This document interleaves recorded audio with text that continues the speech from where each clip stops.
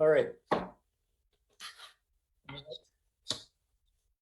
right, good morning, everyone. This is a recorded webinar, and it is on a very, very special occasion.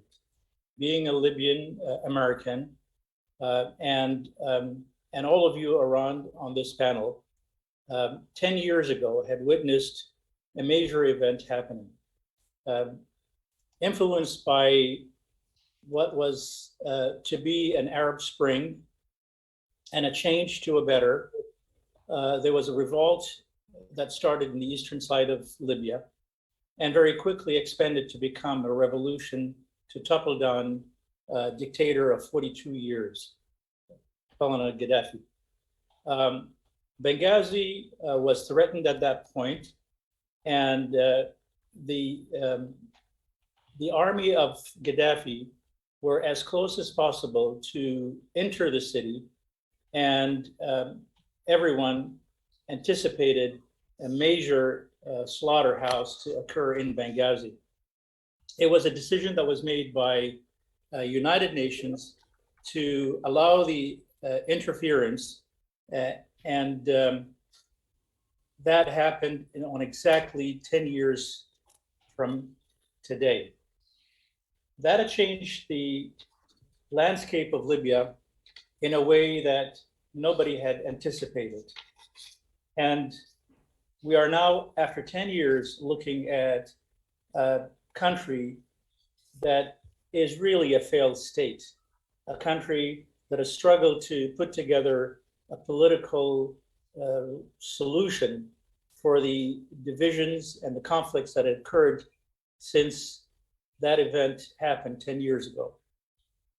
There were interventions that were made with good intentions, and NATO and the European Union had a major role in changing the status of Libya at that time by force. Today we have with us a group of very distinguished individuals who had, in one way or another, direct or indirect, influence as to what happened that particular day 10 years ago. I am extremely honored to have with me today Stefano Marcuzzi, who had just released a very interesting book on and describing the NATO action, the European Union's positions throughout the last 10 years, and how this action had influenced what happened in Libya, positively or negatively. Stefano is very well known to us. He is a very distinguished scholar, and he is now based in the University College in Dublin and at the Marie Curie as a fellow, and is at the School of Politics and International Relations. His thesis was on military history at the University of Oxford in 2016, under the supervision of Professor Sir Hugh Strachan. The thesis was based on his study of Anglo-Italian relations during the First World War. Thereafter, he moved to Florence as the Max Weber Fellow at the European University Institute and was affiliated with the Robert Schuman Center for Advanced Studies.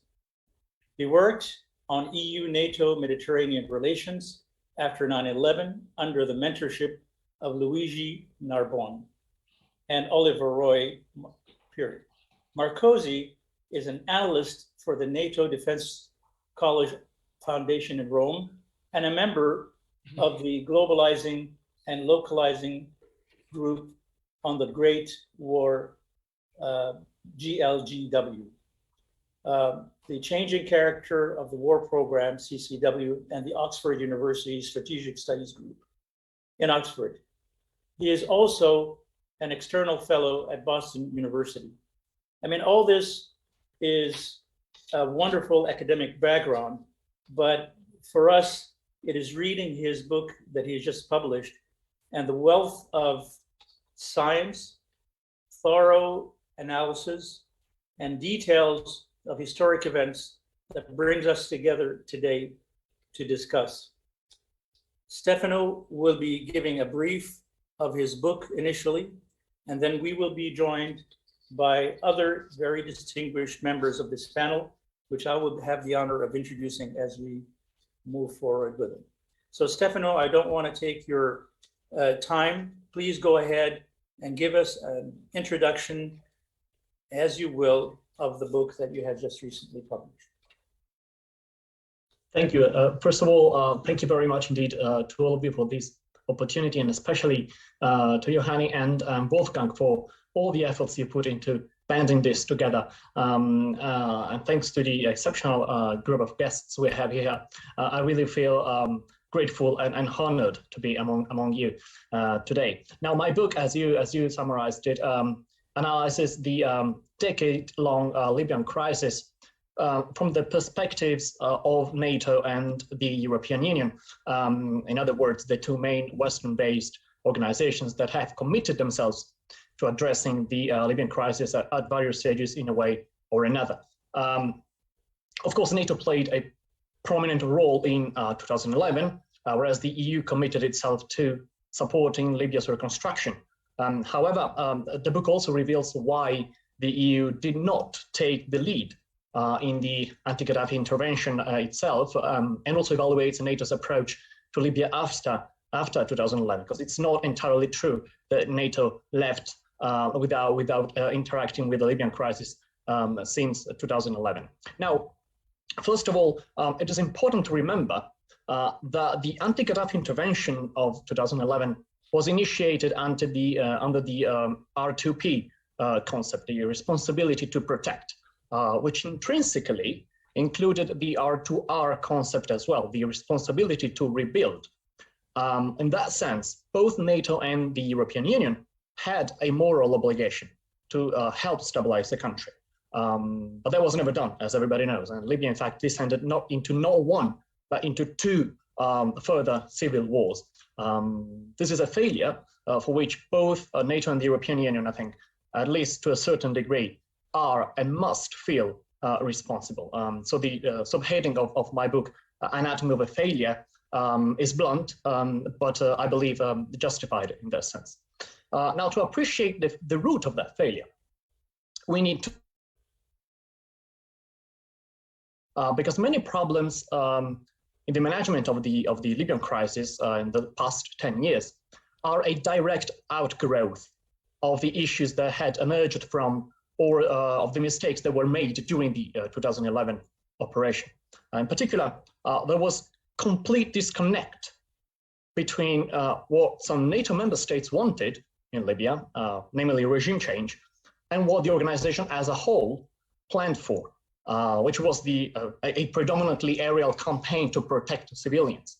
And this led to a situation where individual member states, namely France and Britain, pursued a number of initiatives parallel to that of the NATO operation, including the arming and training of some rebel factions and the deployment of special forces, which were seen internationally as a violation of the mandate, and which alienated, as a consequence, important players, including the African Union and Russia.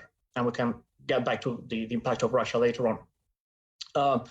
There was also a tension in 2011 between NATO and the other partners of the coalition, because this was in fact not a classic NATO operation, but rather a UN-authorized international intervention led by NATO and using NATO assets. But the political direction was given to a Libya contact group made of a number of different players. That meant that NATO did not exercise political oversight of non-NATO members, some of which, especially the Qataris and the Emiratis, played a critical role in arming and training the rebels. But this, in fact, strengthened peripheral forces, peripheral elements in the anti-Gaddafi uprisings and the anti-Gaddafi movement at the expense of unifying forces. It exacerbated intra-Libyan divisions and rivalries and tied specific militias to foreign patrons that would later use that leverage to wage a proxy war in Libya. There was also division between the political and the military arms of the alliance, of NATO. which, as everybody knows, impeded any serious planning for the day after the end of the official end of the operation. And finally, NATO did not operate as NATO. Only half the allies participated in the operation. This was essentially a coalition of the willing, but dressed up by NATO, we might say. And this allowed most allies to drop any responsibility towards Libya in 2011 and since. That is a consequence of a lack of a true institutional or organizational commitment. So the way the operation was conducted created the situation and also the dividing lines, I could say, along which Libya broke in subsequent years. The EU stepped in after the end of the war to help stabilize Libya. It did so through its classic toolkit of assistance, financial, training, and development programs. And the years that followed are a story of a short circuit between the EU's foreign policy model or paradigm based on soft power and the needs of a hard security crisis. For the EU, it marked a failure to adapt and to update its approach when soft power proved insufficient to stabilize the country, prevent further escalations, or at least stop those escalations that occurred. Now, what I find fascinating, well, maybe not fascinating, but at least interesting, is that in recent years, both the EU and NATO published documents from which we grasp that their understanding of their own problems and their own shortfalls in the management of the Libyan crisis are to be attributed to member states' divisions. Consequently, the EU and NATO envisaged institutional reforms that aim at creating or establishing or forming ad hoc coalitions of the willing within those organizations to speed up action or to bypass the veto power of individual member states. Indeed, we did see very serious divisions among the European Union member states, especially France and Italy, and also between two NATO member states, namely France and Turkey, over the Libyan dossier. In the latter case, you might remember that Turkish and French vessels came closer to a military confrontation in the summer of 2020 over the issue of implementing the UN arms embargo in Libya. And yet, this idea that promoting coalitions of the willing can be a silver bullet may be another example of the organizations learning the wrong lessons. Because as I said, the partial mobilization of NATO for the 2011 operation and the fact that NATO operated as de facto as a coalition of the willing during that campaign was a key problem, were key problems in the management of the Libyan crisis. And I also tend to dispute the idea that EU or NATO crisis management can be understood only or mainly against the yardstick of member states' interests, or that divisions among the member states are the only problem here. They are part of the problem, but in the book I pose greater attention to the role of institutions themselves in shaping EU and NATO policies and on the impact of operational cultures and instruments. For example, in the case of the European Union, well, the European Union was in fact united on a number of occasions in Libya. The EU is the international organization that launched the highest number of initiatives in Libya after 2011, including one CSDP mission, UBAM Libya, and two CSDP operations, Sophia and Irene. Results were poor, if not pathetic, and I argue that this was the case because the EU and also NATO, what they have been facing since 2011 is a strategy problem rather than merely an institutional one. The main strategy problem that these organizations had in Libya was how and why to use hard power in a fast-changing crisis like the Libyan. How to address local spoilers of the Libyan political dialogue and international spoilers as well, and their own hybrid tactics. Now, the first component of this strategy problem, common to both the EU and NATO, is the lack of knowledge of the host country or the operational theater in the case of the 2011 operation, the Joint Operations Area, the GOA, as according to NATO language. A second problem identified in the book is more political in culture, actually. And it is it's a legitimacy issue. It's about when to intervene, especially with hard power. And in the case of the European Union, a difficulty in articulating and conceptualizing the utility of hard power in world politics more broadly. Now, a brief focus on those two aspects. So the lack of knowledge includes some basic intelligence gaps on Libya's human terrain, for example, and even geography, in fact, because NATO lacked updated maps of Libya during the 2011 operation, during Operation Unified Protector. There was a serious misunderstanding of the 2011 conflict in Libya, which was too hastily labeled a revolution against a tyrant or an autocrat, but which in fact was a civil war. And I also prefer the term uprisings, plural, uprisings, to the term revolution, because the term revolution, especially if put in the context of the Arab Spring, of the so-called Arab Spring, exaggerated the Western view and interpretation of events in Libya and of the anti-Gaddafi movement as being united, as a united movement and a democratic movement. It was so many things and different things that this was an oversimplification. There was also a lack of institutional intelligence, especially on the part of the European Union in this case. For example, the EU's 2012 strategy paper on Libya encompassed a number of assistance programs, but assistance programs was not what Libya needed. I mean, they were fair enough in the short term, but in the longer term, what Libya needed was economic institution building. Reforming the corrupt and partisan economic institutions of Libya, which were used to as resource allocators to buy off and co-opt specific social or tribal segments of the Libyan people that were using that fashion in that fashion since Idris, really, since the monarchy, and even more so under Gaddafi. And after Gaddafi, they became a channel for militia financing. The EU also failed to understand that Libya didn't have an institutional and tactical capacity to absorb EU financial programs. So a significant portion of what was promised was never delivered. So we can speak of a mix of hubris and ignorance here. Then on the legitimacy issue has a twofold component. On the one hand, the desire by both NATO and the European Union to operate under a UN resolution, a UN Security Council resolution, or at least following the local ownership principle, and if possible, both things combined. So following a UN Security Council resolution and a Libyan invitation, an invitation of the Libyan government. Now, on paper, these are very good principles, but in reality, both turned out to be problematic in Libya.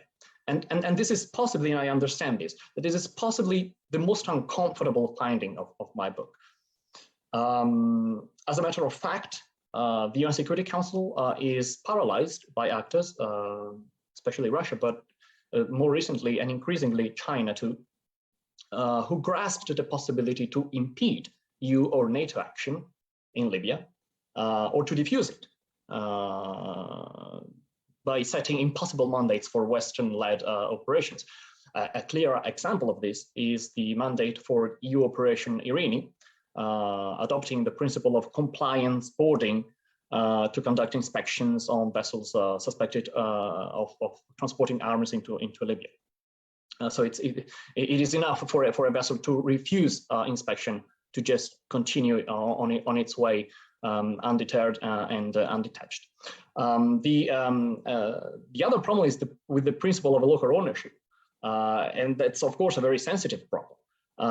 But that principle also turned out to be problematic in the Libyan crisis management, because it's quite difficult to elaborate a strategy based on local ownership, where the local owner is in fact a fragmented puzzle, or enjoys limited legitimacy domestically, or has legitimacy but has very limited power on the ground. And perhaps the most disturbing part of this reflection is that the principle of local ownership was itself weaponized by some Libyan factions, possibly instigated by their foreign patrons, in order to maintain a zero-sum game from which those factions were profiting, but most Libyans suffered. So this is a key problem, I think, in that both NATO and the EU and their member states need to address. But that requires adopting a more political role, whereas the EU and NATO have so far tried and tended to operate merely or mainly through technical tools. And finally, the need for hard power. The Libyan crisis has many different strands, but this book shows that security is key, really. There is an ongoing debate about this, which resembles the kitchen and the chicken and the egg thing. You know, should we prioritize political or military or economic or social aspects? Which aspect is the more important, and so on. My book confirmed the findings made by Wolfgang in a 2017 article that a certain level of security is a precondition for successful economic and political developments. So, controversial as it might be and as it might sound, when we talk about security, we need to talk about hard power. And at least among ourselves, we can be candid about it and not need be afraid of the word. NATO in particular, I think, needs to conceptualize how to face hybrid threats in a scenario characterized by legitimacy voids. Because many future crises in the broader MENA region, and possibly Central Africa as well, are likely to resemble the Libyan crisis in the fragmentation of both the political landscape and in the legitimacy void. So just what do you do if you want to have a role in a scenario where you need to deter or defeat hybrid threats emerging from that scenario, but where you can't simply train a partner because you might have no reliable partner to train? And the EU, well, the EU really, I think, needs to learn to use hard power to uphold its normative nature, or the norms it champions. Hard power is not necessarily military power. Let me stress that as well. It can also be sanctions. But again, the EU failed badly to use those in Libya as well. So by dismissing the use, or at least the threat, of a kinetic force against the spoilers of the Libyan political dialogue, and also by using sanctions inconsistently, the EU delivered a message to Libyan and international players alike that unilateralism in open violation of UN resolutions could be pursued with impunity in Libya. So this is a classic example of a situation where failing to act assertively when necessary aggravated the crisis. The result was greater suffering for the Libyan people. And I don't consider that a normative policy or a normative outcome, quite frankly. I call it an unjust policy and a profoundly unjust outcome. So with that, I would leave the floor to your comments. Thank you, Stefano. That was a very, very precise summary of a very detailed book full of events, analysis, and I think you did a very good job, and I'm looking forward to hearing commentary from our panelists here before we start opening it up for questions. We do have with us Ambassador Jean Kretz, who was the ambassador, the US ambassador to Libya on ground on March of 2011. Ambassador Kretz is a very distinguished diplomat. He's been in many positions in Israel, Egypt, Syria, Pakistan, India, China. and he was at one point the Deputy Assistant Secretary of State for Near Eastern Affairs. His presence in Libya in March of 2011 gives him the position of seeing from the inside and analyzing minute by minute what happened. And obviously thereafter, he was followed by our late ambassador, Chris Stevens. And I'm pretty sure that through your whole career and track and follow up of what has been happening in the Middle East, and particularly in Libya, you have a very clear perspective as to where we are right now and where we're heading. And you've read the book, so we're looking forward to your commentary on it. Ambassador Chris, please. Thank you. You'll note in the comments that I'll try to make over a very quick 5 to whatever minutes that there is a lot of agreement with what Dr. Marcuzzi has stated before, although we differ in some aspects. Let me start by saying, by putting it in context, that until my arrival in Libya in December of 2008, there had been no ambassadorial representation or no embassy in Libya for 36 years. So obviously, there was a lack of familiarity on the part of the American government with what was happening in Libya across the broad spectrum. From 2008 to 2010, I had an excellent embassy staff. We were able to assess the Libyan political scene regarding Gaddafi, Gaddafi's family, the military, differences among the regions. However, we barely scratched the surface of tribal dynamics, which of course proved to be critical in understanding what occurred prior to the revolution, during the revolution, and obviously in the years following. Just part of that reason that we were able to, I'll use the word penetrate in an overt intelligence, not covert, was that there had been several thousand Libyans who had studied in the United States. And when we, were allowed to pursue diplomatic activities again in Libya, they were just anxious to talk to us. They wanted to tell us what was happening in the country and to help us understand. When the uprising broke out in February, I was in Washington because I had been forced to leave because of WikiLeaks. But I was then asked to kind of participate in the Washington deliberations over the next several months on an interagency basis. There was tremendous reluctance, as you know, in the US administration to get involved. I think there was, among the officials at high levels, there was obviously an acceptance of the doctrine, responsibility to protect. But at the same time, there was a question: the US cannot be everywhere to intervene in instances where a dictator or a bad leader committed acts against his people. I was asked by Secretary Clinton to go to Rome and to Cairo at the end of February to meet with members of the National Transitional Council and others from Libya who had sent a delegation to meet me in Cairo. My discussions with them and what they had told me about what they were doing in the beginning of the revolution convinced me that this was really a national uprising, and that it was not, as Gaddafi and his people were trying to convince everybody, a radical Islamist uprising, started in Darna and continued in that path, that it truly was, in fact, a national uprising.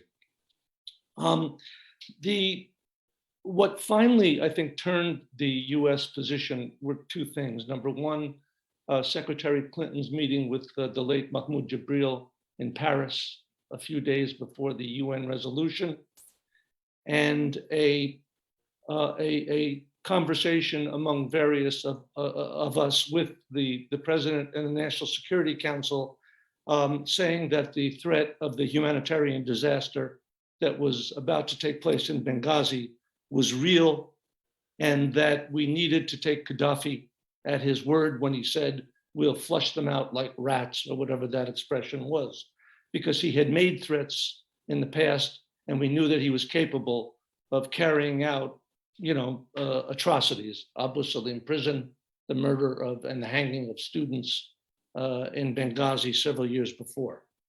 But at the same time, regime change was not an issue that was actively discussed or pursued in U.S. government circles. The goal basically was to provide a level playing field so that those who were fighting Gaddafi's army would not be threatened from the air. And that as time went on, of course, it was the view, I think, of the National Transitional Council that Gaddafi had to go. And although we didn't do anything actively to pursue that, we accepted, at least implicitly, that Gaddafi would probably not be there at the end of this process. When Tripoli fell in August and after the death of Gaddafi in October, the new government was absolutely immersed 24 hours, 7 days a week in dealing with the injured Thawar, the revolutionaries. They had paid the price for the revolution, and they wanted their due in terms of being taken care of. And day after day after day, the resources of the government were focused on that particular issue, and that went on for several months. I found that in assessing what happened in the aftermath of the revolution, that there was tremendous paralysis on the part of the initial government with Prime Minister El-Kib for several reasons. Number one, there was a real fear to reinvigorate the economic sector, especially the infrastructure, because that there was such sensitivity to the fact that people would be looking for corruption, fraud, embezzlement. So that those who were involved in the economic field didn't want to spend money, quote unquote, because they were really terrified that they would be accused of some kind of embezzlement. Even in the question of trying to build up a counterintelligence capacity to counter what was a terrorist threat emanating inside and outside of Libya, there was fear that anything resembling, even though it had the best of intentions to produce a counterintelligence structure, there was fear that it would be seen as just a simple return of the old mukhabarat. And so people were not willing to engage in that kind of dialogue. There was as much, the driving, you could feel the heat among the Libyan population that starting with the end of, with the death of Gaddafi, they wanted that vote.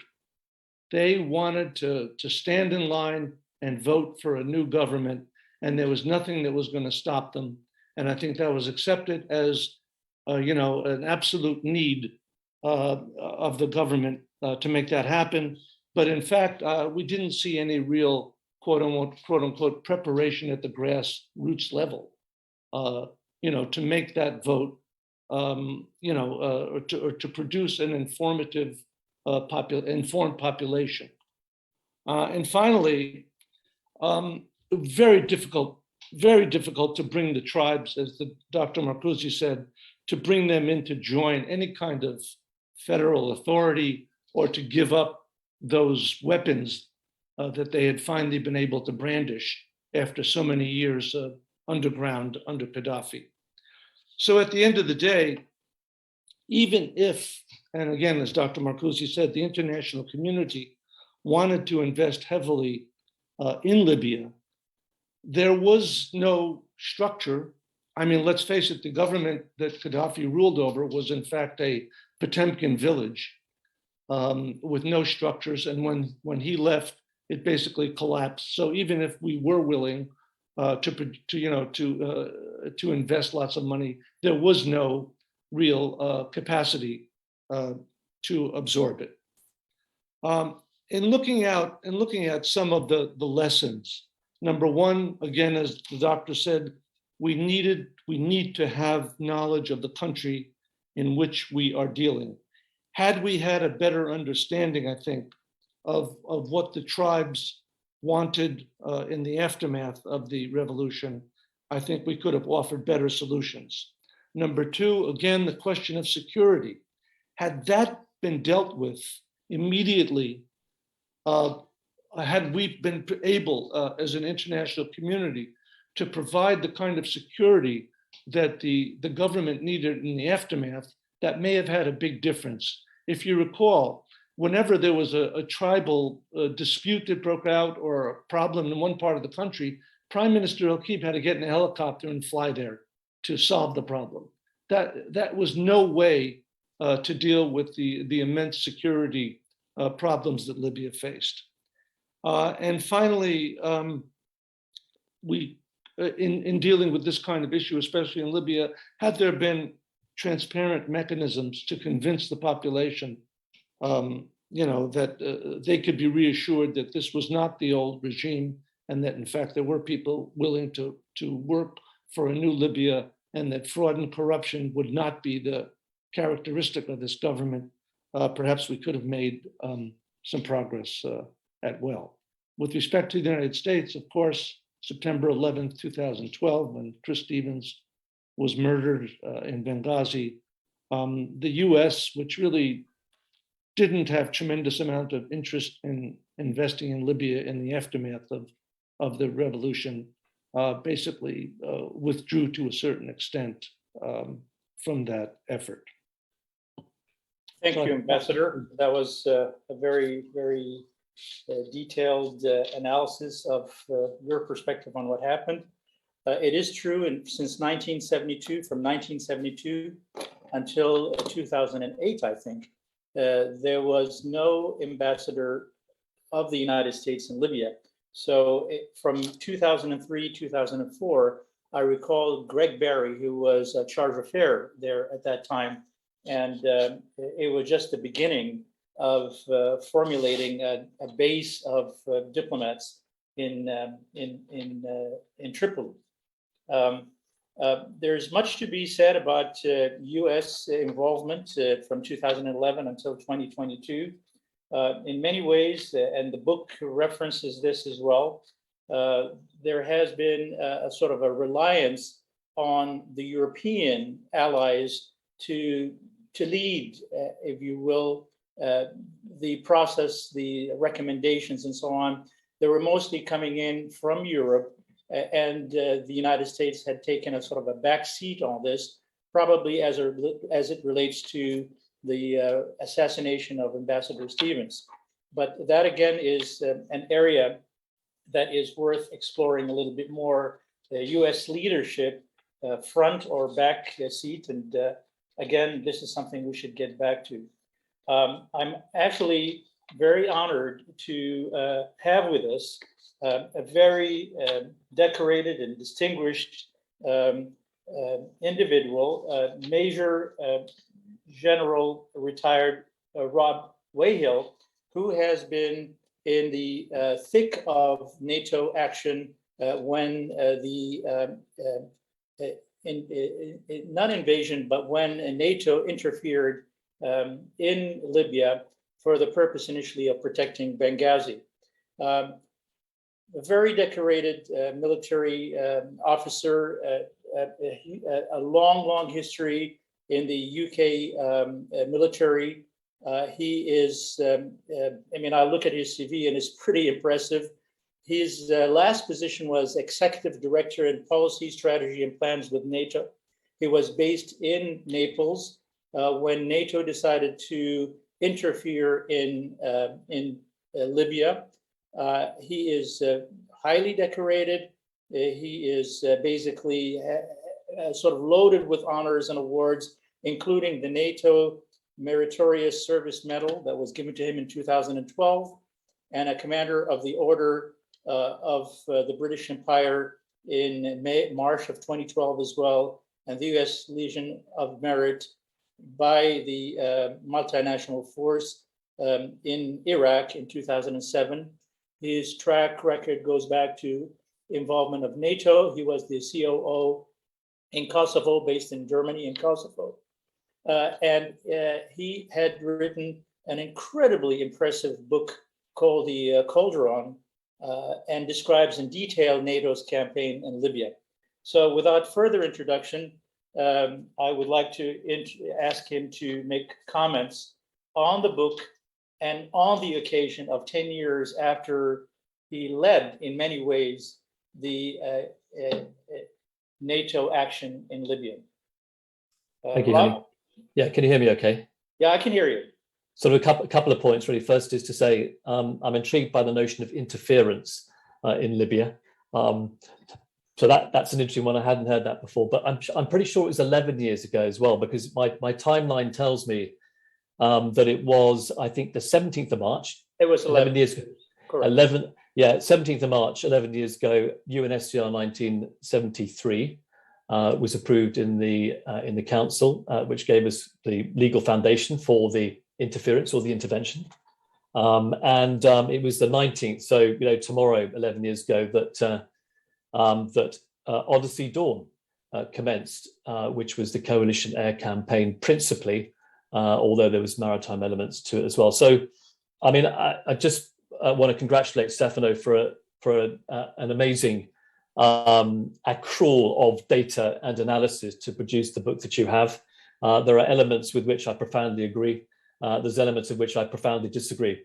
But then I will tell you, having published The Cauldron, there were plenty of people who thought that most of what was written in there was far too biased and partisan to lay any claim at all of an objective insight into the way that NATO intervened in Libya in 2011. But what I thought I'd do is kind of give you. So I'm talking really, as you'd expect from a military perspective, and I'm going to sort of pull out four big themes, if you like. One is speed of response, strategic communications, responsibility to protect and responsibility whilst protecting, and strategic end state, some of which has been touched on.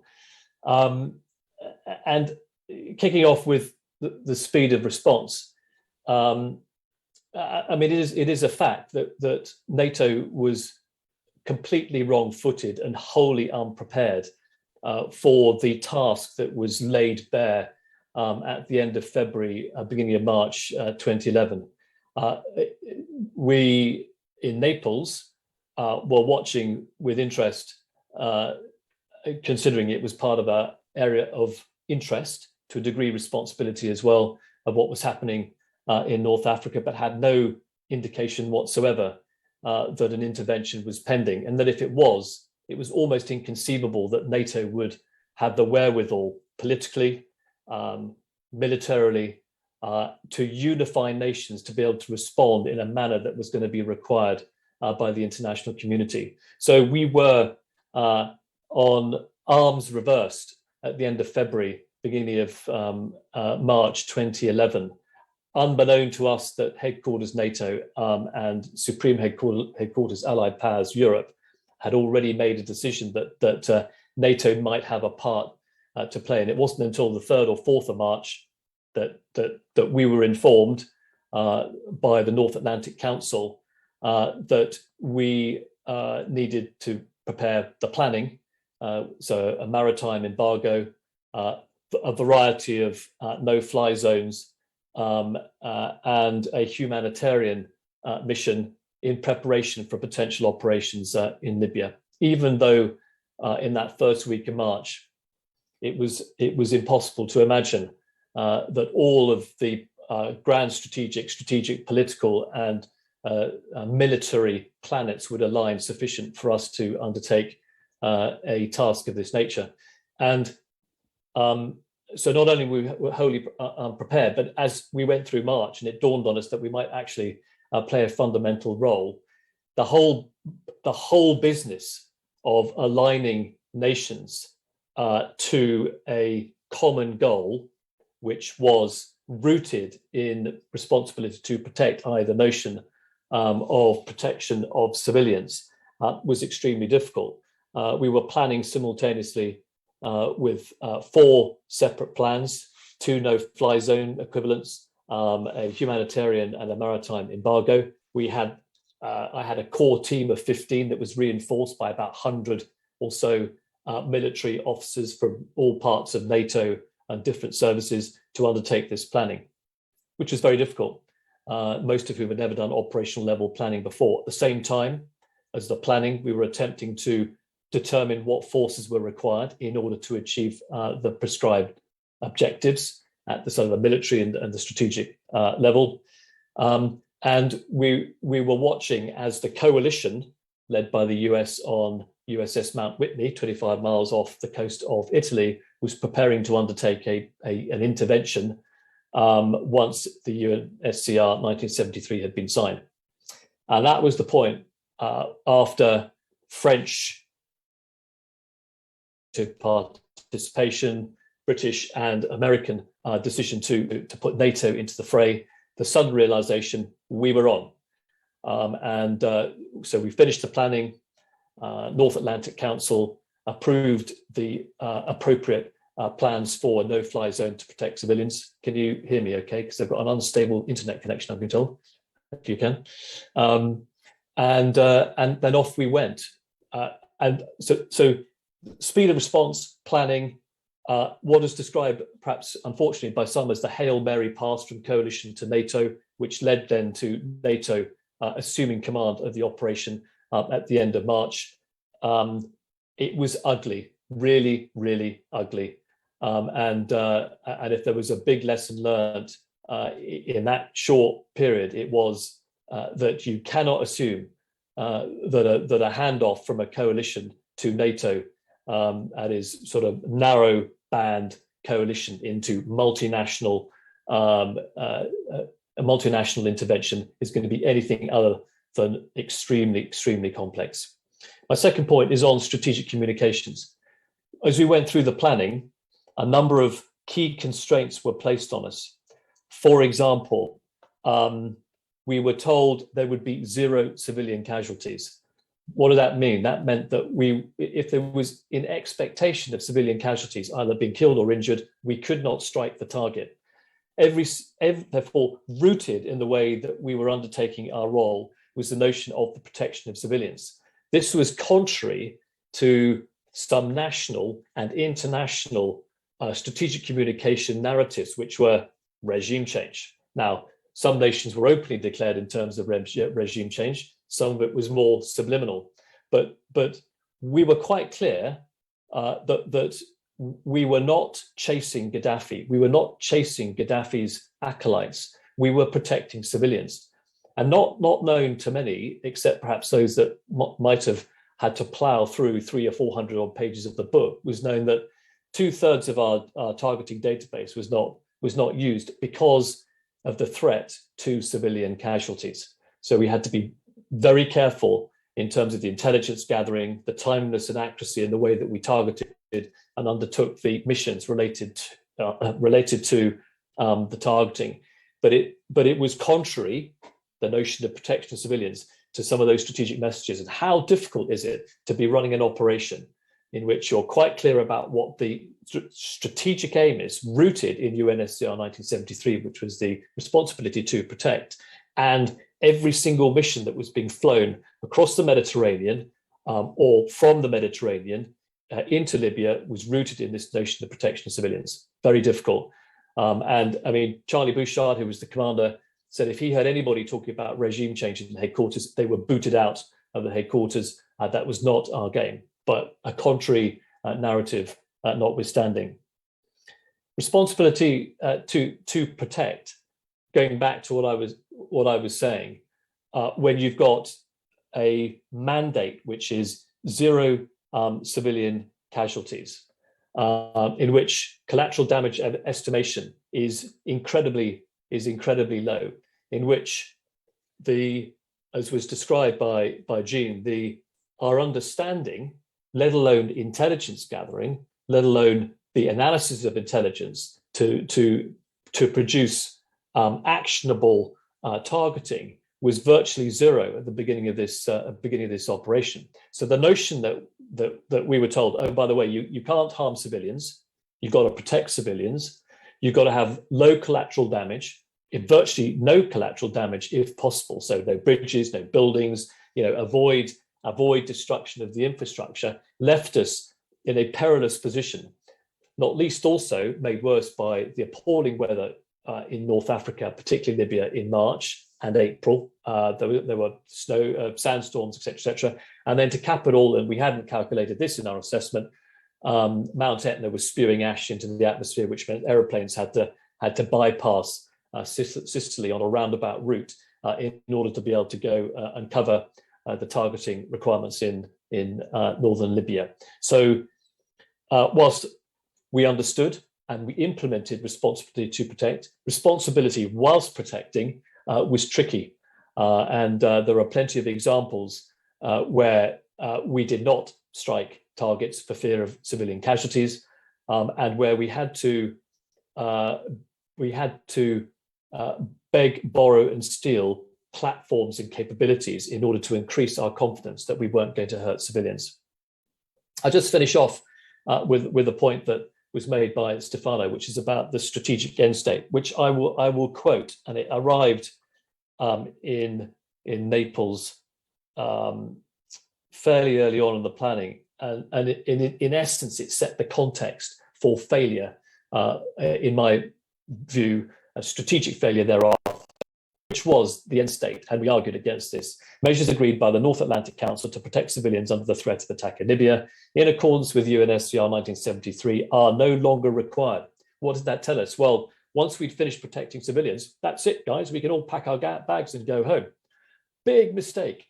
So on the 30th of October, when the last AWACS cruised out of Libyan airspace, and I'm stood there with Charlie Bouchard and a small team, turning all the lights off in the operations room that we'd been servicing this operation for the best part of 8 months. We all looked at each other, watch this space. We had calculated, we had pushed and shoved SHAPE and the North Atlantic Council to consider the post-conflict restoration and recovery.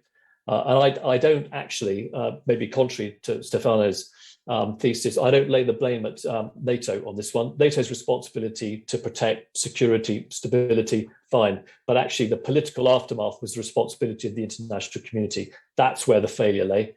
And NATO was pushing hard. We did a lot of planning for post-conflict and post-conflict analysis, and it just went nowhere. Regrettably, and therefore it was a self-fulfilling prophecy that by the end of 2011 and certainly in 2012, we would see internal conflict and strife break out. So that's a kind of short, sharp gallop around what is normally a 2 or 3 hour discussion. Happy to stop there. That is a fantastic analysis. And you're throwing it back to the European Union. You're saying, here it is, guys. It's your responsibility. We did our job there, and the aftermath is yours. And that is worth a rich conversation after. Thank you, Rob. We are a little bit short of time. We want to be a little bit more efficient. We do have with us our former ambassador of Libya to the European Union, Farida Adagi. Farida is very well known in Libya for her citizens diplomacy, activism, philanthropy.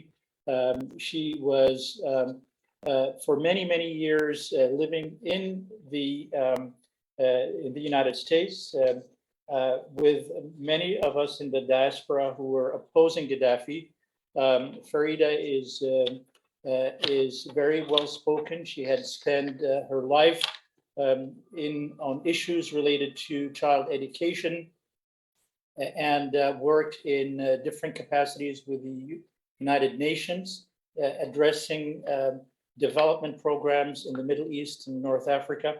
And then she was the ambassador, as I mentioned, to the European Union.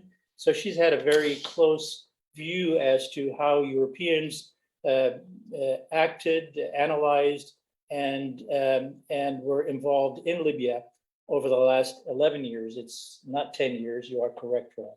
So without any further introduction, Farida is also on our advisory board with the National Council on U.S.-Libya Relations. Please go ahead, Farida. We'd like to hear your comments on the book and the last 11 years of European and NATO involvement in Libya. Thank you very much, Hani. Thank you for inviting me to contribute to this very interesting discussion. Congratulations, Stefano. Excellent book. I was reading it over the last 3 years, and while I was finishing each part, I was saying, yes, yes, I lived and witnessed many of the arguments that you have said. I find it I find it quite gutsy, objective, and analytical.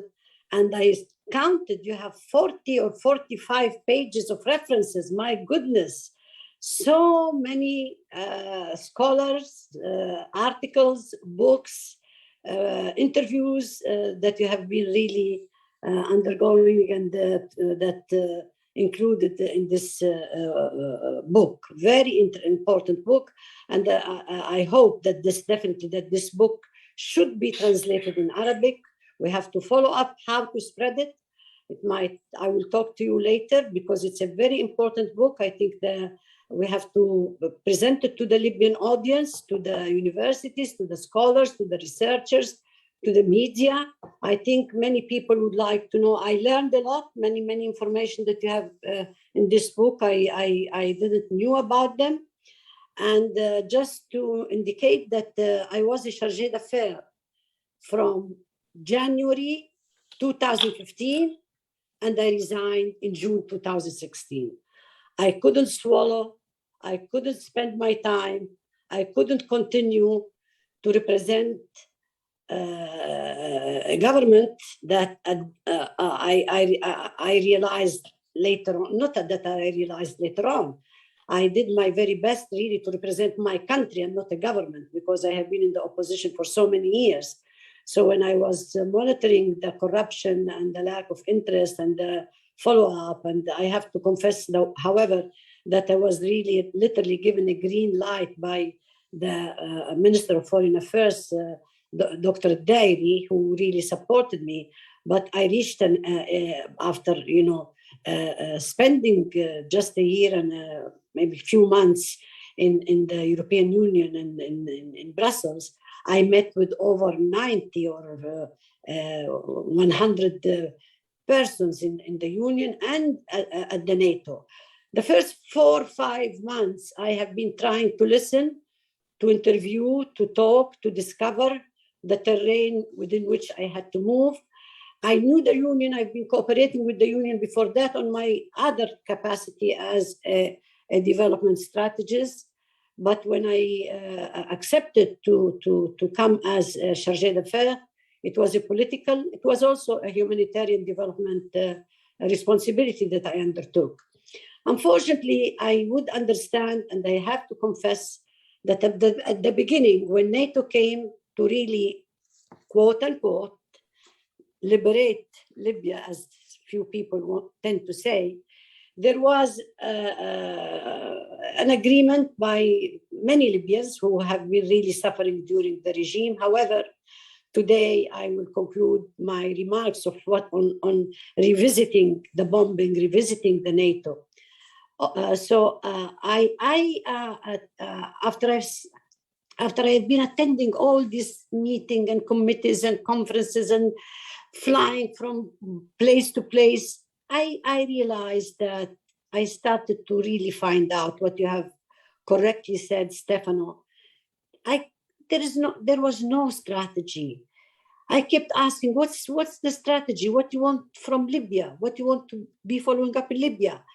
And then there was no lack of sharing of information. I would wake up in the morning, I opened the magazine or the newspaper, and I find so many decisions on Libya that I am there like, I don't exist. Nobody, talked or explained, or it was very lack of sharing of information. And what really has been upsetting me, coming from an activist background, of course, there was so much competition between member states. When I meet privately with each ambassador, they will be talking to me different from what they talk when they are in the formal meetings. There was competition, as you have mentioned in the book, and you have mentioned now in your brief. It started with, of course, the French and the Italian, then it extended to the different regional players, and it went on and on. And I think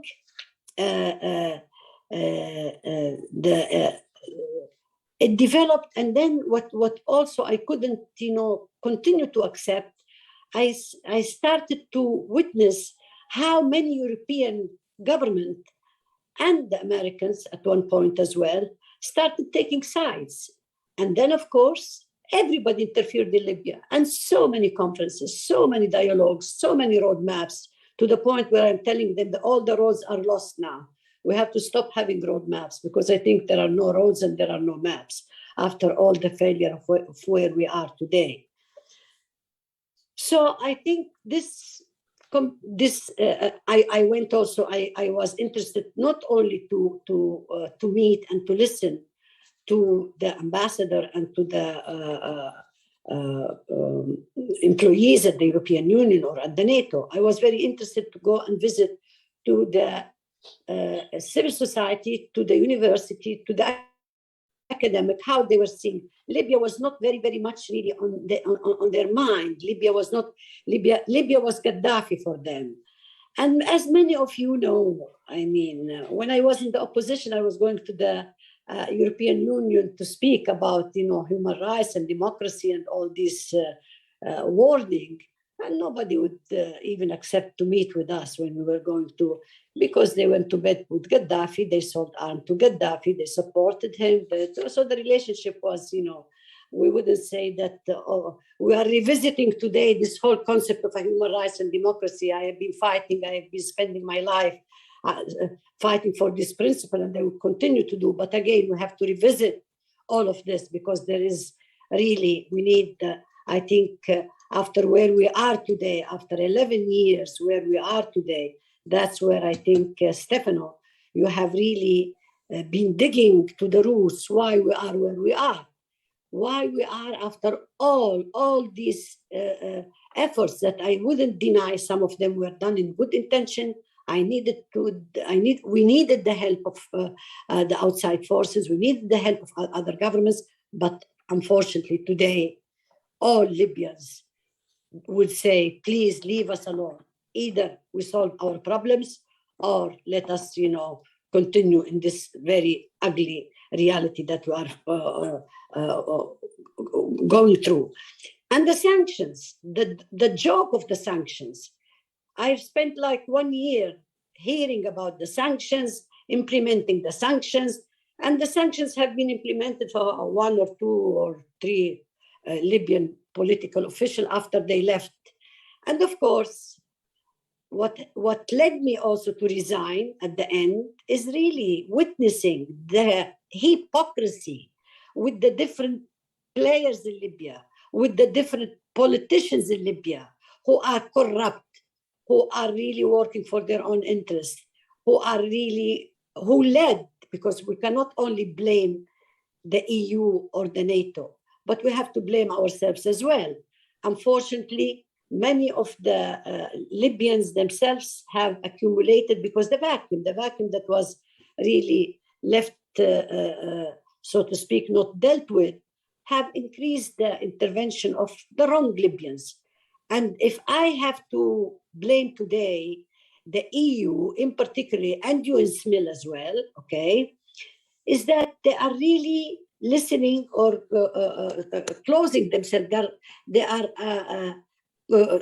controlled. I wouldn't say controlled, but their circles with whom they are talking, unfortunately, are again, maybe, I wouldn't say the majority, but many of them are not that genuine Libyan, either those who want to be ministers, or who want to be ambassadors, or who want to have a business, or who want to have their self-interest. But if Libyans who are real genuine Libyans, who are really talking from their heart to protect, because at the end of the day, when we talk about all of these issues, for me, I'm involved in politics, but all my life I'm involved with the people at the end of the day. For me to see our people suffering for 11 years, we cannot, and then Libya became like a laboratory. President Obama said that my biggest mistake in my presidency to pack and to leave Libya. How? How you pack and leave Libya after knowing 42 years a country living under, you know, the Gaddafi regime? And how, and also now we heard our friend from NATO, and I think also that yes, you needed to prevent and protect, but you had also, I think, the responsibility of not at least, you know, working closely in uniting the army, in training. And so it's the combination of so many, unfortunately, big mistakes that led to a very, very, nobody on earth today can forecast what's coming up from Libya. Libya is under a volcano again.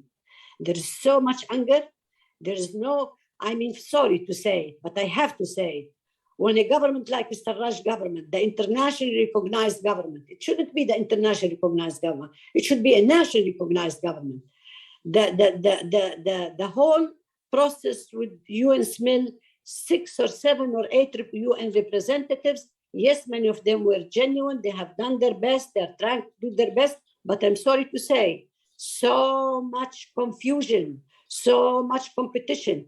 And we can no longer afford to keep committing mistakes after mistakes after mistakes, because who's learning from these mistakes? Who's changing them?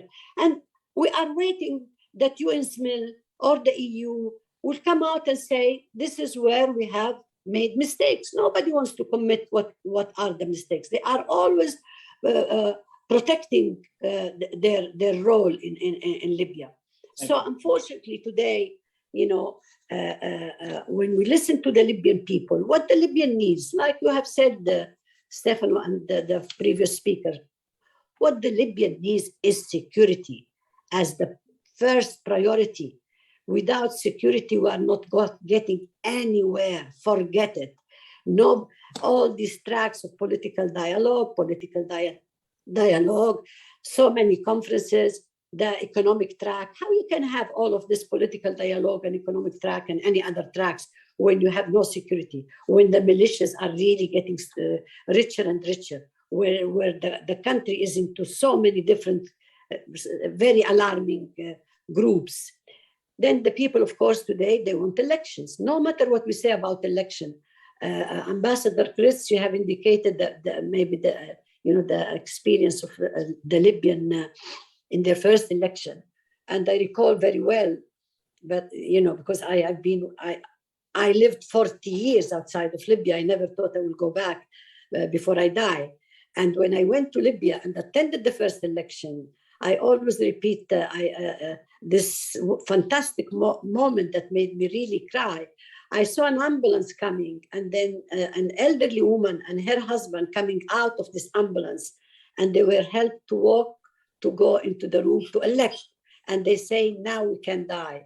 We have the opportunity to really elect. Yes, there were problems, there were mistakes, but it was amazing that after 42 years, the lines of particularly many women, many women to go through election. So no problem, let us have elections, even if we commit some mistakes, but we need to get rid of all these present institutions that are really leading us to disasters, to a very dangerous future. Thank you, Farida.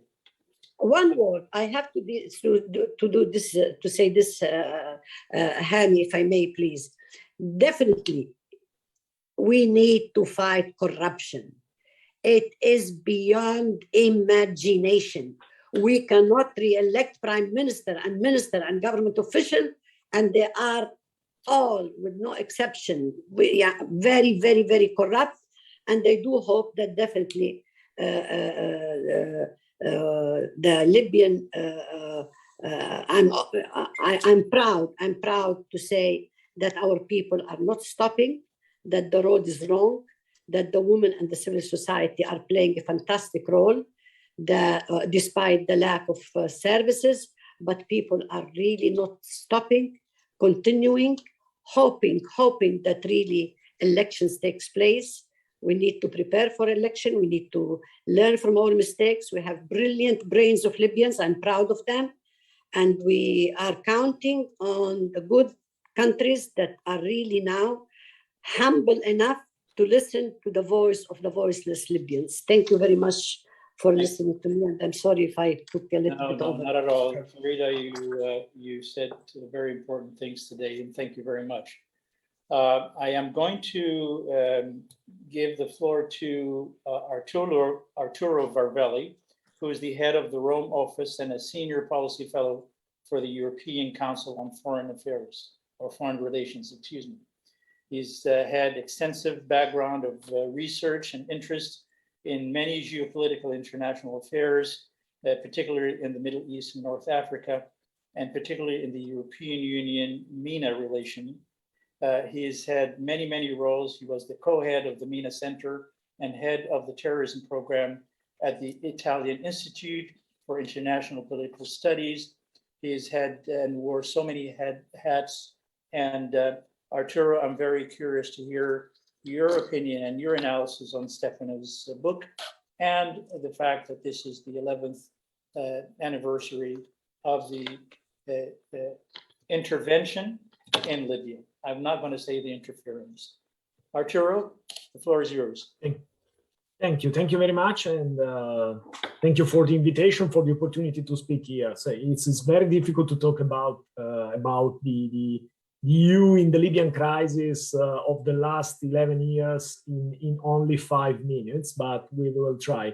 I would not like to repeat what Stefano Marcuzzi wrote in his book and say today, because I very much agree with the reconstruction of the role of the EU in the Libyan crisis over the past 11 years. So I don't want to do historical analysis, but focus a little more on the current affairs. And we can say in short that a unique position has rarely been seen inside EU in the last 11 years. No, at least before the Berlin Conference, there was certainly a long phase in which the two most active and influential players, European players, Italy and France, were on opposing side, on opposing position. We know it very well because Italy supported the Serraj government, and on the other side, France supported General Haftar. I think it was a sort of zero-sum game, as Stefano said. I don't think all the problems are solved today, but there have certainly been some improvements, and EU position seems more solid overall, I think. I think the so-called Berlin process represents a partial game changer on this, because these diplomatic initiatives concluded by a conference organized in January 2020 by the German Chancellor Angela Merkel, which gathered representatives from all the states most involved, was in some way very positive for the EU.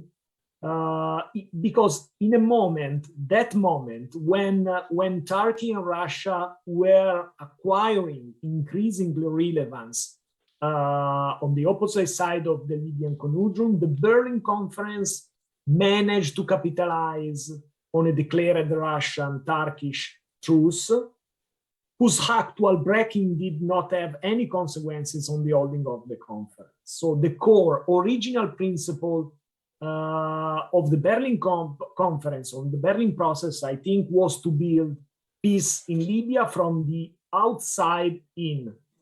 And it represents, in some way, a radical change from a different approach, the inside-out approach, which had dominated peace negotiation until that moment. So, and on the European side, the Berlin Conference represents a sort of window of opportunity for a more integrated approach, European approach, and especially for 3 of the main European actors, Germany, Italy, and France, to show that renew diplomatic weight of Europe and to demonstrate the solid character of the engagement, of their engagement in Libya.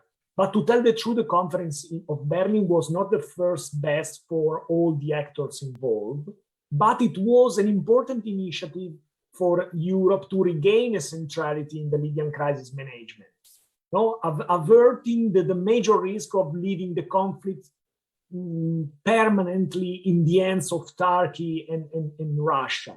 While also at the same time avoiding the spoiling European interest in a fundamental geopolitical scenario. I think, but there were at the time some important mistakes, and especially after the Berlin process from the EU, I think, because, for example, we can talk about the election, imposing a date for the election. I think while setting a date for the election has been very helpful to the UN in getting all political parties, political actors, Libyan political actors, to agree to put down their arms and to get involved peacefully in this kind of transitional phase.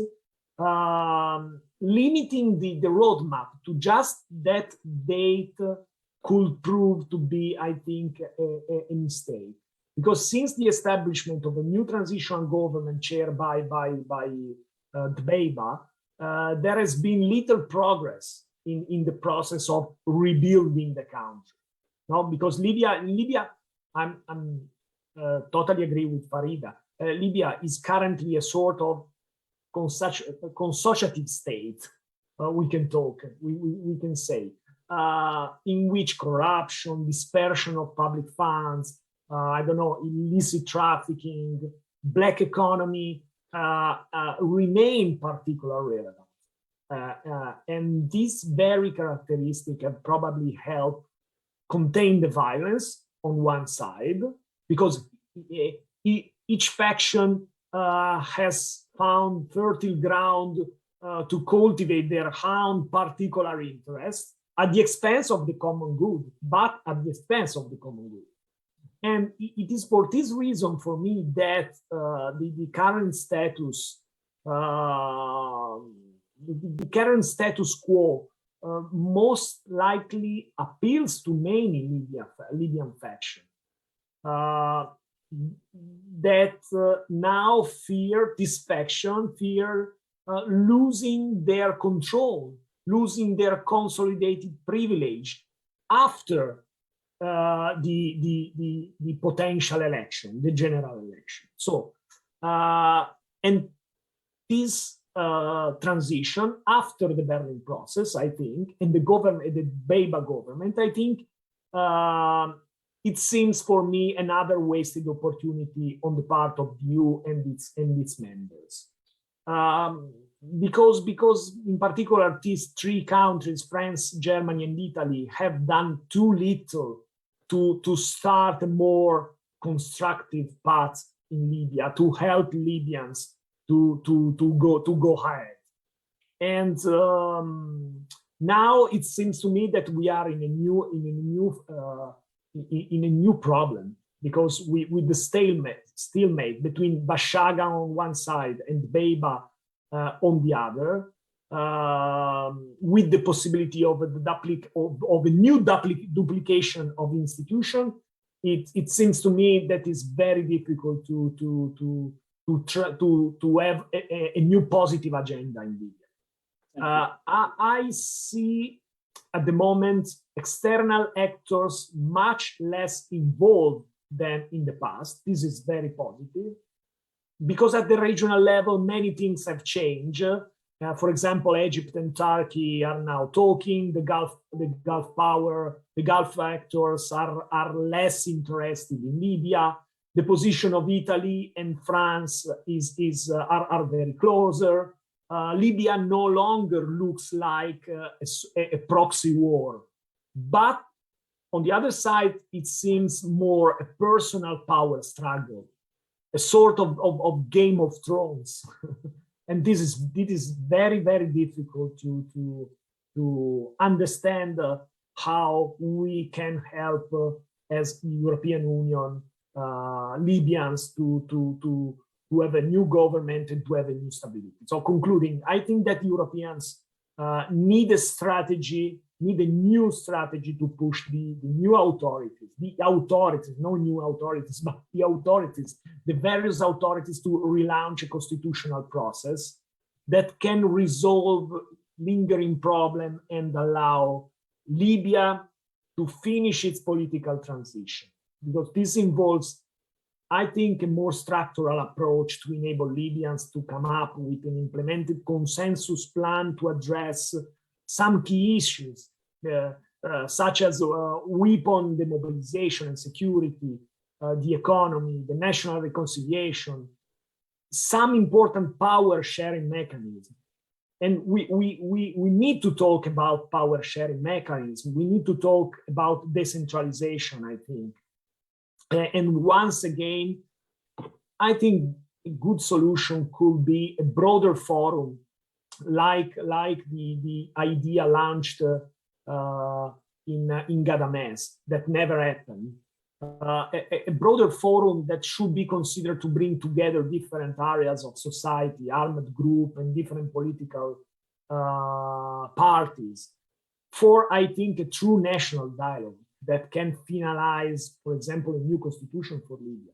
This is a way to bypass the political problem of having Bashaga or Beiba, or so we don't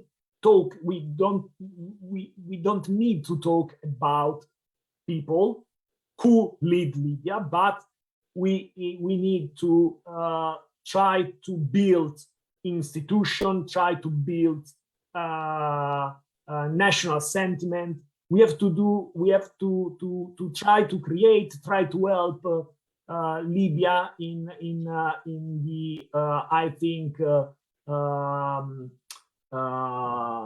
creating a nation and in creating a state. And I would be very happy to know what Stefano thinks about it.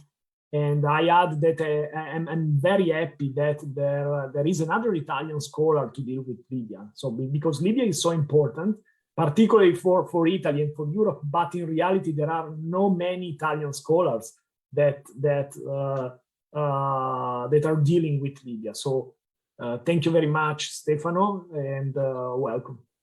Thank you, Arturo. You know, you and Stefano bring in a very important matter, which is knowledge. When NATO and the European Union became involved in 2011 in Libya, it was clear, and Ambassador Kretz also brought this up, the Europeans really thought, the Americans really thought that they knew Libya. And the more they dug into Libya, and particularly at the diplomatic and the scholar level, and you brought this up right now, you recognize that they really do not know Libya. The level of knowledge about Libya, its tribes, its structure, its formation, the regional basically bonds that they have, which started in 1949 and even before that, when you brought in Cyrenaica, Tripolitania, and the south that was called at one point the military zone, and then it was later on called Fazan, and you actually put it all together, you find that the formulation of strategy in relation to Libya was premised on very thin knowledge of the historical background of Libya. And it was always that there was a comfort zone. And embassies were based in Tripoli, and at one point, they had no connection whatsoever with the rest of the world. I remember speaking to the rest of Libya. I remember speaking to ambassadors who never put a foot in other parts of Libya, other than coming into the airport, collecting a little bit of information in Tripoli and moving. And when the security became unstable in Tripoli, they moved all their resources and bases in Tunis and did most of their meetings and so on outside of Libya. So the portrait of knowledge of Europeans and the United States of the history of Libya, the regions of Libya, the formation of the constitution and the evolution of constitutions is very, very thin. And you could feel that when you come into meetings, when you go to meetings, whether it is in Europe or the United States or elsewhere, that, wow, there are decisions that are made that influence Libya to that extent that have no knowledge or background of how the country was actually started. And yet it was all assumed to be potentially functional if we do this, if we reform this, we adjust this a little bit. And by the way, we are now unified in Berlin, so maybe we have a better chance at it. The truth is that perhaps, and I refer to Jason Pack here when he talks about the global disorder or the international disorder, and how Libya has been, in many ways, a victim of this disinterest that is produced by the global disorder that exists today. And I think before I get back to Stefano, I think I would like to bring in Wolfgang, because we're seeing another focus of global disorder and how it has affected Ukraine's. And is there a link between what we're seeing in the eastern side of Europe and what has happened to Libya in the last 11 years? So without further introduction, I'm going to bring in Wolfgang into this conversation, and please take the floor, Wolfgang. Thank you, Heini. At first, please let me congratulate Stefano on his excellent book. It's really an extremely useful book. Thank you very much for this, especially as you are a member of the NCUSLR advisory board. Thank you also for being on our board. Russia's Libya strategy in the light of the Ukraine invasion. After the 1969 revolution, Gaddafi sought almost from the very beginning closer links to the Soviet Union. Further on, the clear majority of the equipment of the armed forces of the Libyan Arab Jamahiriya and the education of most of the officers of all services came from Russia and took place in Russia. This includes also the Colonel Commander of the Libyan National Army, Khalifa Haftar. After the breakup of the Soviet Union, Russia remained as one of Libya's key allies. Just in 2009, 2 years before the revolution, an arms contract was signed over $4 billion, $4 billion US. In March 2011, under Russian President Medvedev, Putin at this time was just prime minister, Russia allowed UN Security Council Resolution 1973 to be adopted by abstaining from the vote, like China.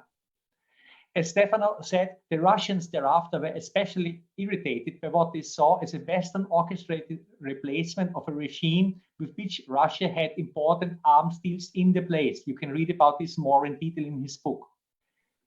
Russian mercenaries started to support Haftar's Libyan National Army as early as in 2015, but raised to higher public profile only in 2019 during the battle for Tripoli. One could certainly discuss if Russia was Haftar's first choice, but one thing is for sure, at least during the battle for Benghazi, he did not find any other substantial support for his fight against the Islamists in Benghazi and in Derna from the West. Let me have a brief look on Russian strategic interests in Libya.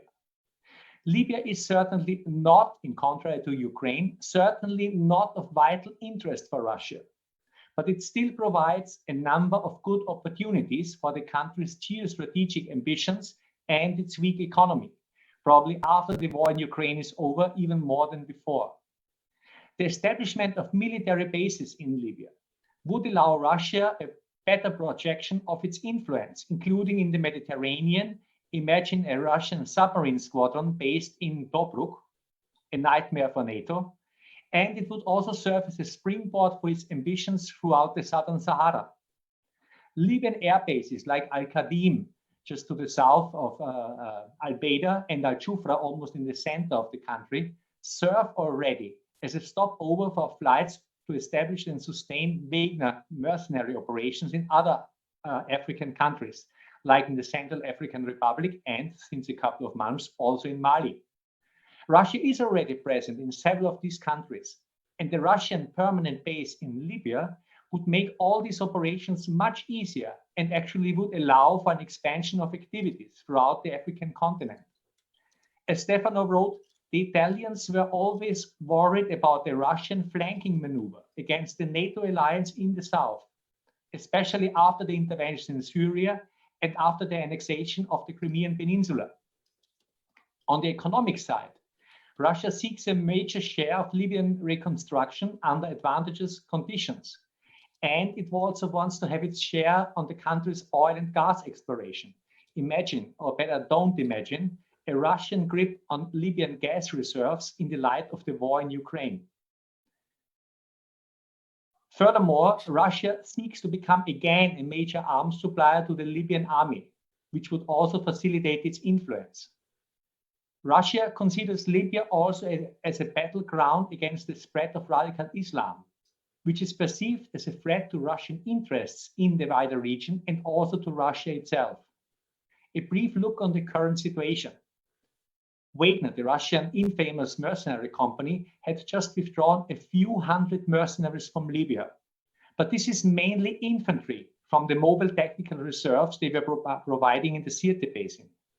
There is no change with regard to the much more important support to the Air Force technicians, pilots, and other experts serving the crucial air defense systems and other sophisticated weapon systems for the Libyan National Army. So there is no real challenge in the military balance due to the situation in Ukraine right now. And I also don't expect this to happen. Russia has in Ukraine a lack of infantry, but certainly not a lack of Air Force technicians. But this means that the Russian forces, the Wagner forces in Libya, can still fulfill their role as a tripwire in the case of a major Turkish-supported Operation Volcano offensive in order to buy some time for an eventual Egyptian intervention. This may be a remote idea right now, but imagine that we would have, for the time being, two governments, and later on the Bashar government breaks down. Imagine what could be the impact on the situation in eastern Libya. Thank you. Looking forward to further discussion. Thank you. Thank you, Wolfgang. I would like to ask Edward Joseph, our vice president here, to make a few comments before we get back to Stefano. Stefano, you have so many comments that are made regarding your book, and we're all very curious about your response to all those comments that were made by our distinguished panelists. Edward, would you like to make a comment, please, on what you have heard? Yes, Hani, thank you very much, and pleased to be with you all on this important occasion for two reasons: for the anniversary and, of course, for Stefano's book. And Stefano, I salute you on this book. Felicitazione, complimenti. This is really a great contribution, and people should truly respect the effort that you put in to documenting and detailing and giving your views and perspectives, but documenting this important event. And I appreciate, Hani, your insights and those of all the experts on this panel. As you know, Hani, what I know about Libya, I know through you and Wolfgang, principally. And I respect all the perspectives here, Ambassador Kretz, General Whalehill, Wolfgang, all of you here. And what I would, and Farida as well, of course, what I would do here, my contribution in just a couple of minutes here, is to telescope out and try to give a perspective from not this granular understanding of you all about these developments and what the objectives were and what General Whalehill and his colleagues in NATO were trying to do, and politically not do that, but to telescope out. And I'm going to be very straightforward here, if you'll permit me, Hani. I'm sorry to say this, but the 2011 intervention in Libya by NATO and its allies, by NATO and with all the political support, and we didn't even mention the Arab League also supported this. It can be characterized, I believe this is fair to say this in one word: failure. And that's not tactical, because what Av South, and I'm former Army and I've served at Av South, and served on active duty in the Balkans, what NATO did technically and tactically was successful. And if we compare to what we see the Russians doing in Ukraine at the moment, there's absolutely no comparison whatsoever there. But otherwise, the basic narrative of this intervention, I'm sorry to say, is a failure, a lesson in what not to do. And I know, Stefano, you were mentioning, well, we need to apply some of these lessons for other things in the MENA region. What Wolfgang says, sure, if Egypt wants to intervene or African Union or something, but even with everything going on in Ukraine, I believe that the takeaway from this is don't get in, and you don't need to take my word for it. You can take none other than President Barack Obama, who I will quote here. We and our European partners underestimated the need to come in full force if you're going to do this. That's a lesson that I now apply every time I ask the question. Should we intervene militarily? Do we have an answer for the day after? The answer Obama has suggested in subsequent interviews, I'm quoting here from this piece, is that we may not have the answer. We're going to have some humility in recognizing that we don't have the option of simply invading every country where disorder breaks out. To some degree, the people of these countries are going to have to find their own way. And so R2P, which was already on shaky ground after the Iraq intervention, which was not really a humanitarian, but it already severely damaged the responsibility to protect after the Iraq invasion and the catastrophic violence there and the insurgency. Libya has just absolutely, the aftermath has just really been the poster child in don't do this. And so many people have stated the civil war created more casualties than the bloodbath that it clearly would have been in Benghazi. And so that's, I hate to say this, but again, this is from the non-expert Libya perspective. It really, that's the takeaway here, is that of a failure.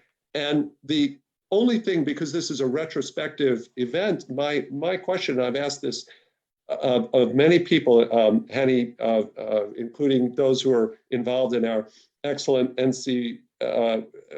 National Council discussions, I've asked this, and those who were present on the ground at the time of the revolution, what still baffles me, and I listened to General Wehill on this very closely, I just don't understand to this day how the main Iraq lesson of, and Farida emphasized this and was so correct in emphasizing this, but you don't need to be some NATO major general to know this. Anyone should have known this. Any layman would know this. The Iraq experience, the lesson anyone would take away from that is exactly what Farida said. Security, security, security.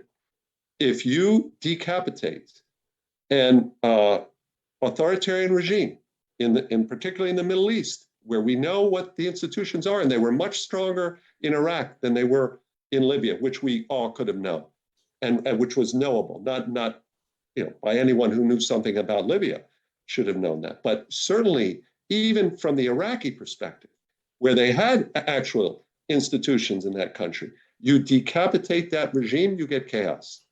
And it baffles me. And I know I've asked this of people, how anyone wouldn't have foreseen that with Iraq having already been that searing experience with so much violence. And this is honestly, and Hani, I'll close here. And it seems to me what was foreseeable at the time, and then Hani, I'll let you and the others, to the extent they're interested, to address this, why people would have accepted, and I know this, I know Libyans, they didn't want any peacekeeping force, and they legacy of colonialism and all of this stuff. But I don't understand why outside interveners wouldn't have said, sorry, we've seen this movie before. It's not a movie we like. And if you want us to intervene, these are our conditions. And I don't understand why the United States, which was asked by France and by the UK to do this intervention, and Obama clearly wasn't terribly enthusiastic about it. And I've asked this of senior US officials, including some who are very senior right now in the Biden administration, why the answer wouldn't have been, okay, you want us to go along? We saw the Iraq mission. We're not putting our boots on the ground. How many British police? How many French gendarmes? Where are the Italian carabinieri? Who is going to take care of security in this country with all these militias, all these arms? All that information was known there. And so that's my retrospective question. But I just still remind everyone that the basic takeaway of this mission, I'm sorry to say, was tactical success, but political failure. Thank you, Hen. Thank you very much for your comment. Stefano, you allude in your book to the soft and hard force. This perhaps is a very good time to have you get back on this issue and dwell a little bit more. I would like to hear your comment on what Edward just said now and the other prior panelists. Stefano, the floor is yours. Yes, thank you. First of all, thank you all for your kind words, for your appreciation of my work. It means a lot to me. And thank you for all of your comments. I mean, if I reply and follow up to all of the comments that have been made, we will still be here in 3 hours from now. So I'll try to just make a few remarks. So the General Weigel, who unfortunately had to go to leave us, mentioned the fact that he is not convinced that the reconstruction was a NATO responsibility, and in a sense he's right. He's right in the sense that it was not a responsibility of the armed wing of NATO if there was no follow-up to the intervention, because the military authorities did in fact prepare plans for that in coordination with the European Union, by the way. But again, this is the problem. This is a strategic problem. The fact that the political level and the military level disagreed among themselves, and there was this tension and this very clear disconnect between them. It's a strategy problem. It contradicts the old Clausewitzian principle that military means are a way of doing politics by different means. So if you want to have a successful strategy, not merely for an intervention, but for the aftermath, if you want to win not just the war, but the peace as well, what you need is robust coordination between the political level and the military level. In that sense, we can call it, or we can talk about a strategic problem, a strategic mistake, a strategic failure on the part of NATO, in the sense that NATO by then led the international intervention. And again, the operation didn't last 7 days; it lasted 7 months. So there was time, I believe, over those 7 months to dig into the options and prepare the ground. And despite the fact that it is true, it was not a military responsibility for the military authorities of NATO that were conducting the campaign itself, but nonetheless, I'm still convinced that more should have been done in preparing the ground for proper coordinating multilateral channels or instruments to channel post-conflict in a way that could stabilize Libya and provide for a democratic future for the Libya, better future for the Libyan people. And this brings us really to what Edward mentioned about, so shall we just stay out of the MENA region? And of course, that's, looking at what Iraq and Afghanistan and Libya told us, this is a very understandable tendency. Unfortunately, however, we might, even if we don't want to do any more interventions in the broader area, we might have to do something, if not for humanitarian reasons, for blunt and cynic, maybe even cynic, national interests or collective interests, in fact.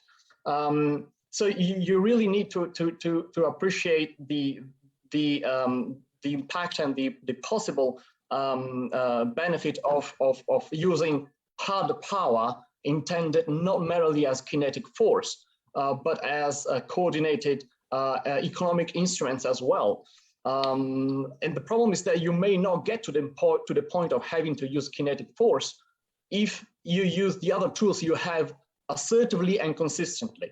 But if you don't do it, you'll get yourself into a situation where you either have to go all in to reassert your presence and leverage, because there are players and there will be players ready to do interventions and to exploit the opportunities in that region. So then you either go all in and you have to fight at that point, or you just raise the white flag and try to sneak out, hoping that nobody notices it. And unfortunately, I'm not sure that this is an option that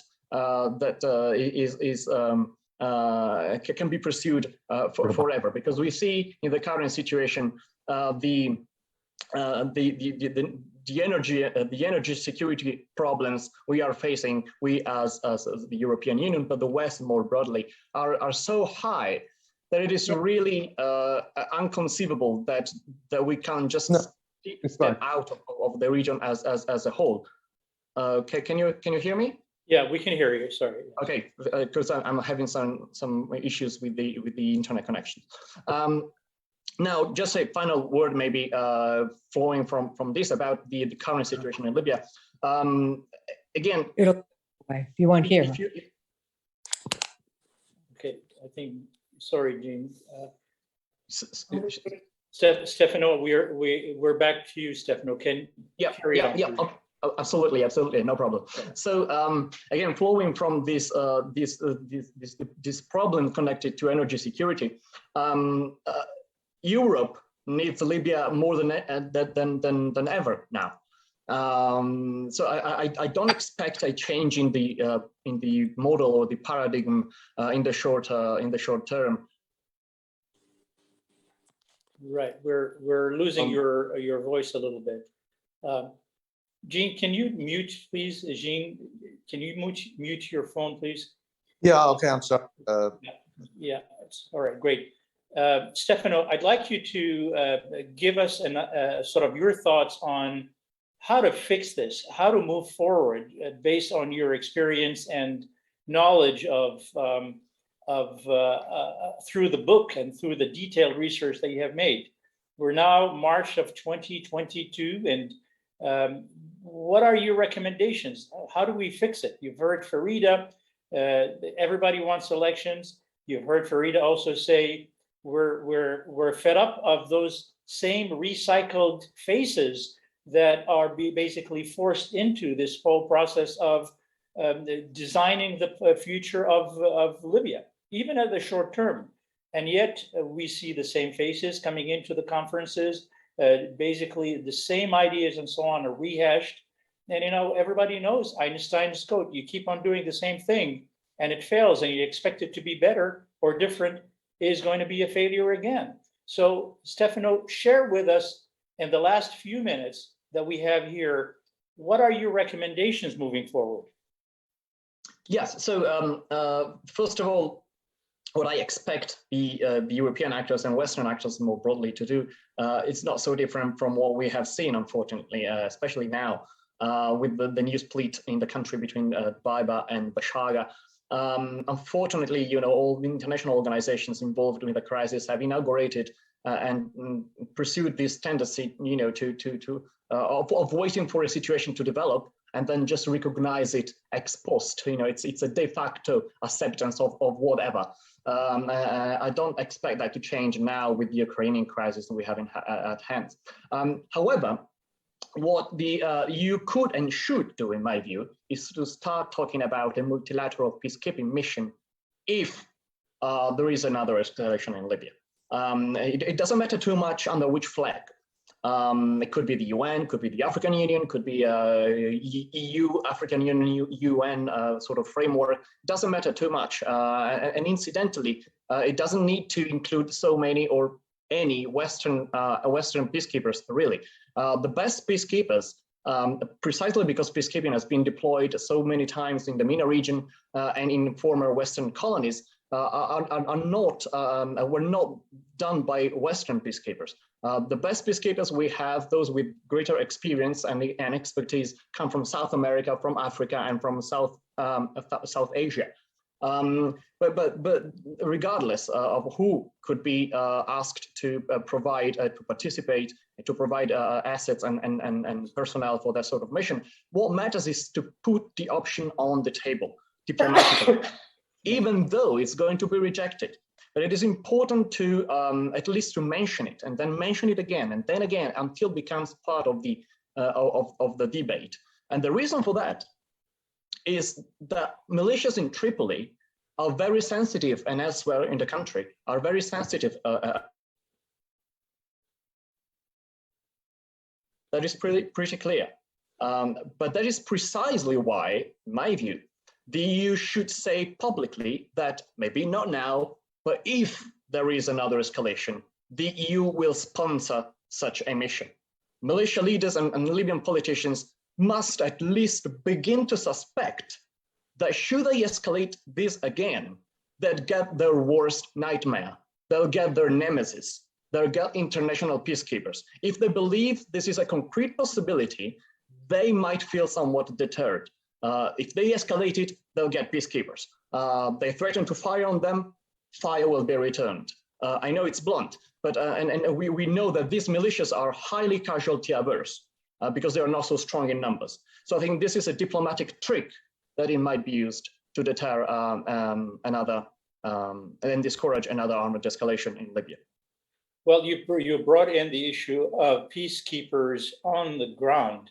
What about peacekeeping in the Mediterranean? You talked about the failure of Irene, and you know how internationalized the crisis in Libya is. Non-Western, African, other troops are not going to be able to guard your Mediterranean.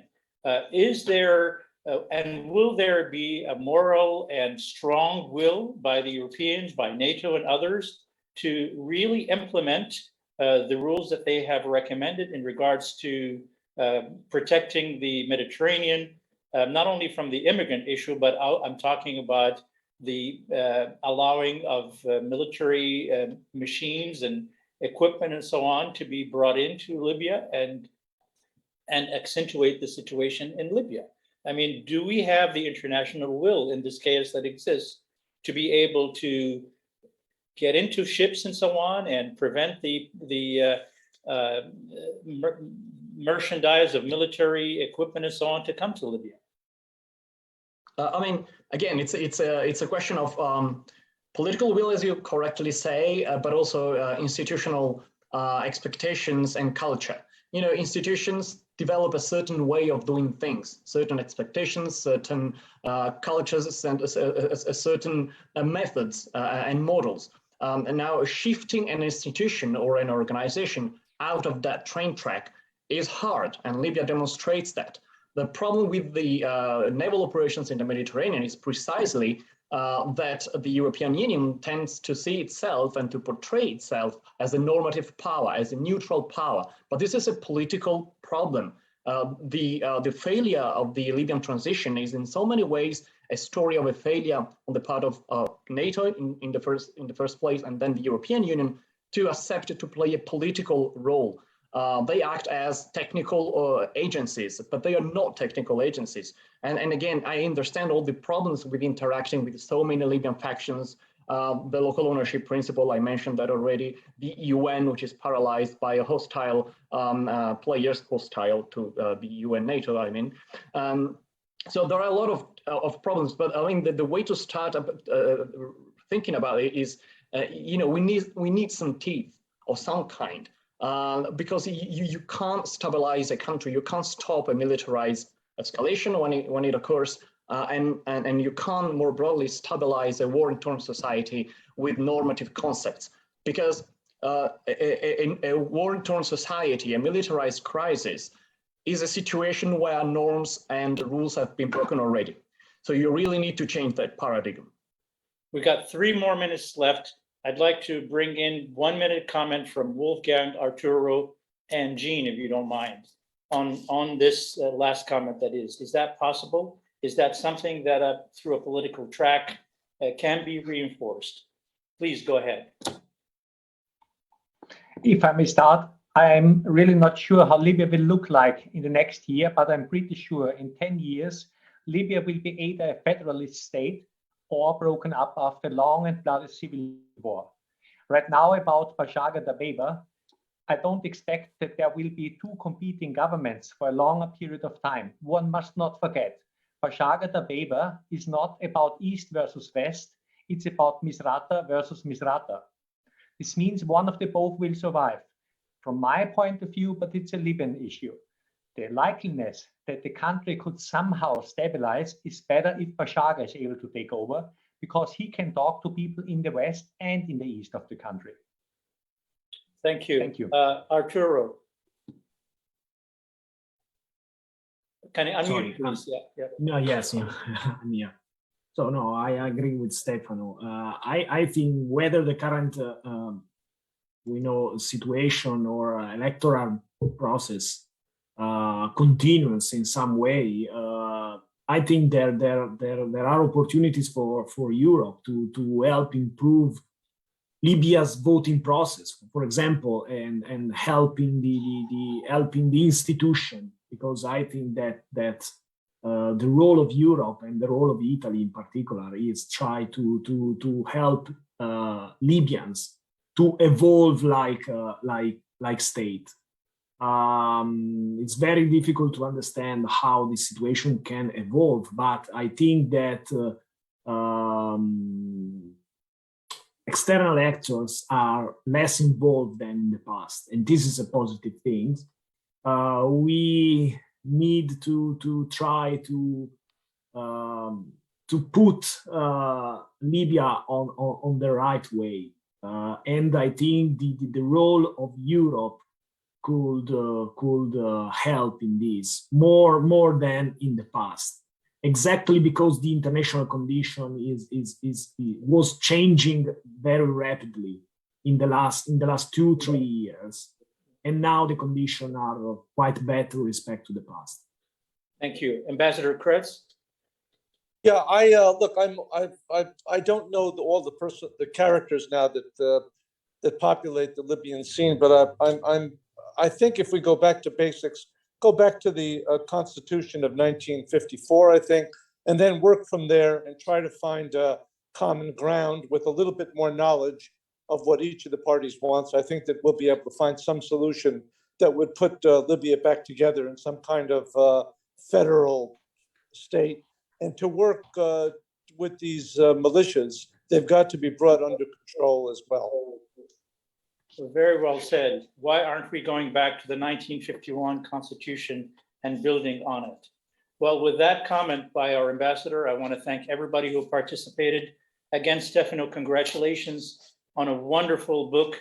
It is very timely. It is very soul-searching. And I hope we've learned some lessons that we can be positive as we address how the European Union and NATO can be helping in the future in Libya. Thank you again. And then thank you so much, Ambassador, and everybody. So much, thank you. Great job, everybody. Thank you.